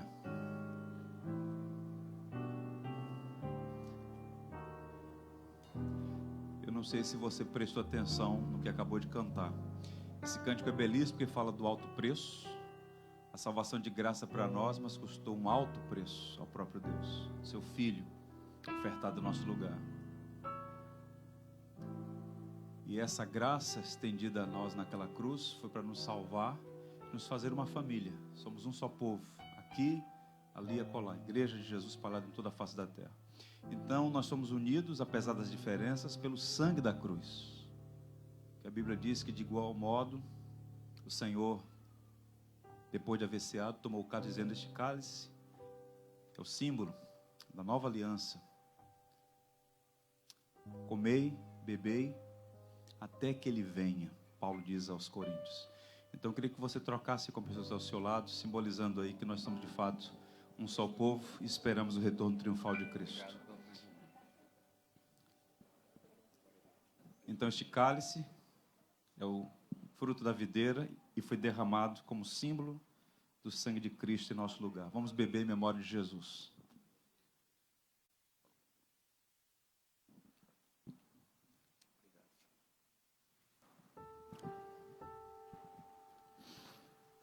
Vamos encerrar cantando um cântico, diz: vinho e pão. Se Se você ainda não pôde cumprimentar a pessoa ao seu lado, estou vendo a Nara ali. Nara, alegria ter você aqui com a gente. Sejam muito bem-vindos todos vocês. Vamos louvar o Senhor. No nome forte de Jesus, nos reunimos aquecidos por sua luz. Por meio do Senhor, unidos neste amor, com vinho e pão nós celebramos comunhão. No nome forte de Jesus, nos reunimos aquecidos por sua luz. Por meio do Senhor, unidos neste amor, com vinho e pão nós celebramos comunhão. Não me sinto estranho aqui, este é o meu lugar. No perdão que tenho em ti, aprendo a perdoar. Quem serve o vinho e parte o pão é o próprio Cristo ressurreto e nosso irmão. O Rei da terra e céus é o nosso anfitrião. Com vinho e pão nós celebramos comunhão.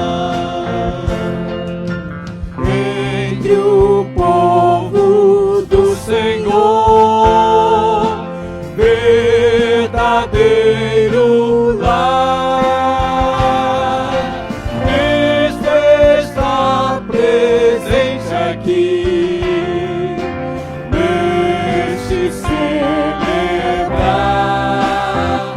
E logo vamos nos reunir no grande encontro preparado que há de vir. Na glória do Senhor, em todo esplendor, com vinho e pão celebraremos comunhão. Com vinho e pão celebraremos comunhão. Com vinho e pão celebraremos comunhão.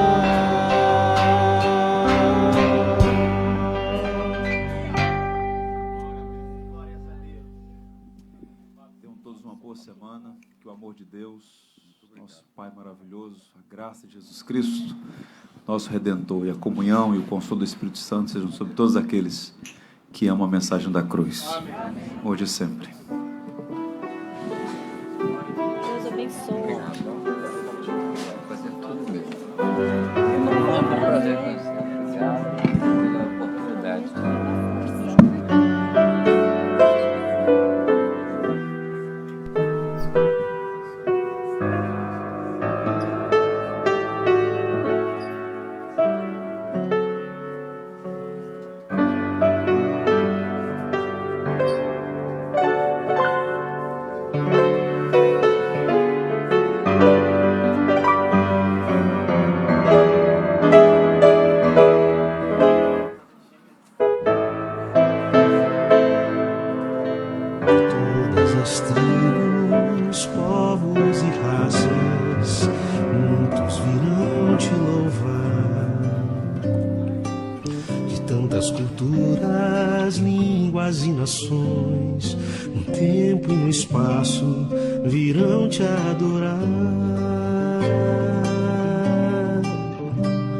Bendito seja sempre o Cordeiro, Filho de Deus, raiz de Davi. Bendito seja o seu santo nome, Cristo Jesus, presente aqui. Lararaia, ai, lararaia.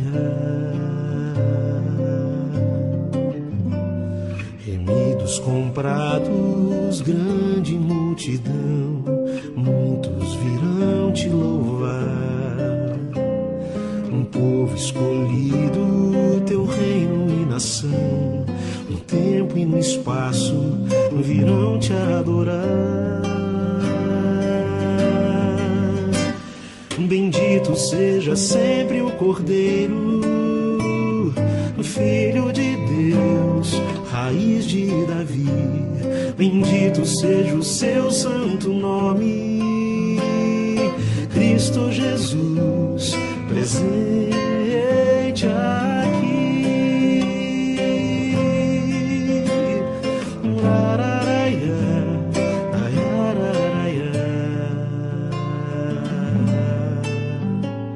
E a nós só nos cabe tudo dedicar, oferta suave ao Senhor.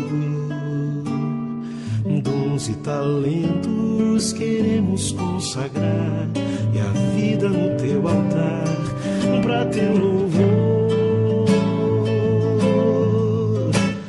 Bendito seja sempre o Cordeiro, Filho de Deus, raiz de Davi. Bendito seja o seu santo nome, Cristo Jesus, presente aqui. Cristo Jesus, presente aqui.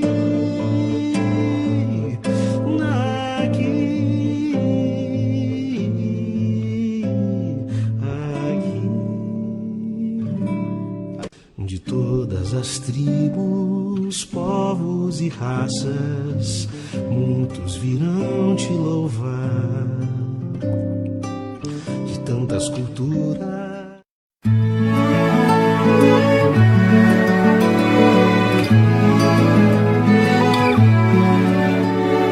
Creio em Deus Pai Todo-Poderoso, Criador dos céus e da terra.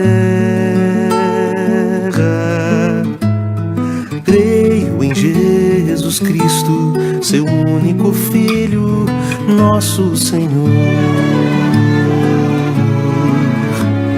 o qual foi concebido por obra do Espírito Santo e nasceu da Virgem Maria. Padeceu sob o poder de Pôncio Pilatos, foi crucificado, morto e sepultado, desceu em Hades, ressurgiu dos mortos ao terceiro dia, subiu ao céu e está sentado à mão direita de Deus Pai Todo-Poderoso, de onde há de vir a julgar os vivos e os mortos.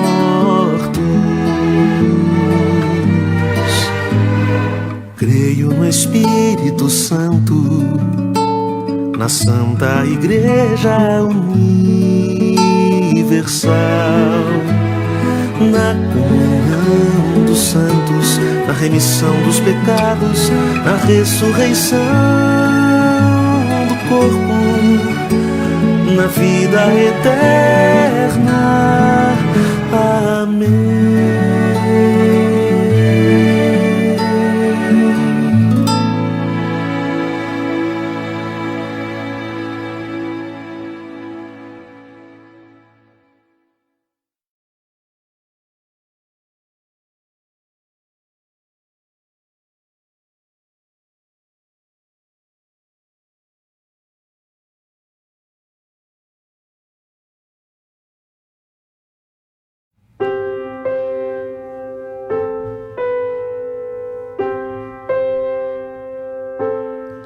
Se os problemas parecem não ter solução, quando as mágoas inundam o teu coração, há alguém que atende a tua oração, Jesus Cristo, Mestre e Senhor. Ele é dono da chuva, do sol